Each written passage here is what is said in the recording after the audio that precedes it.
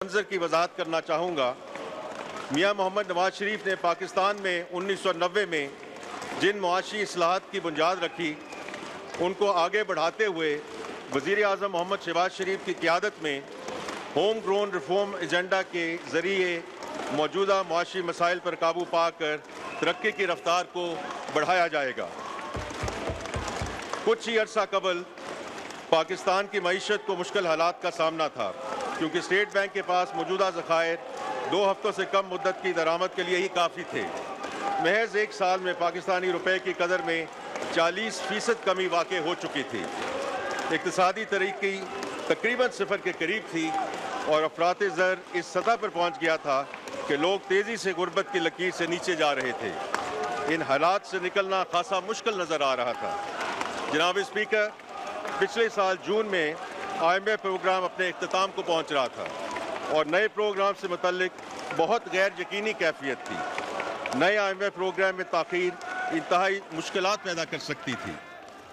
मुझे वज़ीर आज़म जनाब मोहम्मद शहबाज शरीफ के गुज़श्ता हुकूमत की तारीफ़ करनी होगी, जिसने IMF के साथ स्टैंड बाय अरेंजमेंट का मुआहिदा किया।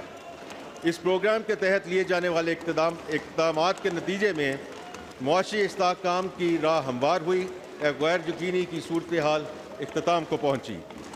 जनाब स्पीकर, गुज़श्ता चंद महीनों में हमारी मुसलसल कावशों के नताइज हमें तसल्ली देते हैं कि हम सही सिमत में गामज़न हैं। महंगाई, जो कि वज़ीर आज़म और उनकी टीम का तवज्जो का मरकज़ है, मई में कम होकर तकरीबन 12% के करीब आ गई है। अशियाए खुर्दोनोश अब आवाम की पहुँच में हैं। दरपेश चैलेंजेस को मद्देनज़र रखा जाए तो ये कोई मामूली कामयाबी नहीं है। आने वाले दिनों में महंगाई मज़ीद कम होने का इम्कान है। ज़र मुबादला की शरह मुस्तहकम रही है। हमारी मालियाती इस्तेहकाम की कोशिशें समरावर हो रही हैं और सरमायाकार मईशत के मुतअद्दिद शोबों में इन्वेस्टमेंट के मौक़े तलाश कर रहे हैं। स्टेट बैंक की जानिब से शरह सूद में कमी का ऐलान महंगाई पर काबू पाने की कोशिशों की तायीद और सबूत है। मईशत की बहाली की खातिर अंत तक मेहनत के लिए वज़ीर आज़म मोहम्मद शहबाज शरीफ साहब की कोalition गवर्नमेंट और उनकी टीम मुबारकबाद की मुस्तहिक है। जनाब स्पीकर, गुज़श्ता साल में हासिल होने वाली ये कामयाबियाँ मामूली नहीं हैं। इनके नतीजे में मुल्क एक बहरानी सूरत से निकल चुका है और देर पा तरक्की के ऐसे सफ़र का आगाज़ हो चुका है जिसके समरात अवाम तक पहुँचेंगे। ये कामयाबियाँ एक बेहतर मुस्तकबिल का अंदिया हैं इंशाअल्लाह। जनाब स्पीकर, ज़रूरत इस अमर की है कि हम तरक्की की मौजूदा रफ्तार को तेज़ करते हुए मुआशी खुद इंहिसारी की मंजिल को हासिल करें। ये ऐसा काम नहीं कि रातों रात इसे कर दिखाया जाए। इसके लिए हमें सख्त मेहनत, एक होम ग्रोन इस्लाहाती प्लान पर तमाम इदारों और अवाम के साथ मिलकर काम करने की ज़रूरत है।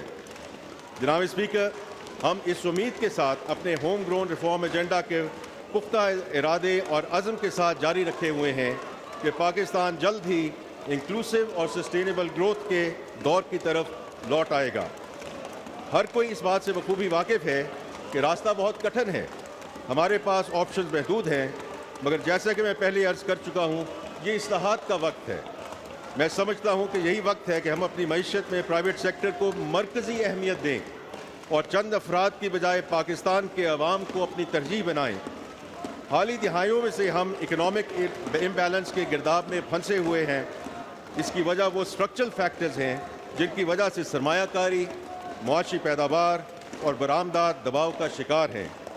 माजी में रियासत पर गैर ज़रूरी ज़िम्मेदारियों का बोझ डाला गया, जिसकी वजह से हुकूमती अखराजात नाकाबिल बर्दाश्त हो गए। इसका खमियाजा महंगाई, कम पैदावारी सलाहियत और कम आमदन वाली मुलाजमतों की सूरत में अवाम को भुगतना पड़ता है।